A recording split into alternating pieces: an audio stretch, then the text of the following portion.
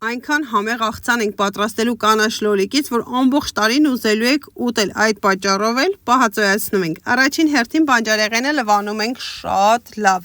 Այնուհետև սկսում ենք կտրատել։ Լոլիկը ընտրելիս ընտրեք ոչ միայն կանաչ լոլիկները, այլ այսպիսի վարդագույնները։ Կտրատում ենք կիսալուսնաձև եւ ցանկալի է բարակ։ Լոլիկը կտրատելուց հետո կտրատում ենք պղպեղը, կարող եք ընտրել գունավոր պղպեղներ, ցանկալի է էլի կիսալուսնաձև, գազառը քերելուց հետո կտրատելու ենք սոխը, կրկին կիսալուսնաձև եւ բարակ։ Այնուհետև թասի մեջ հավաքում ենք բոլոր մթերքները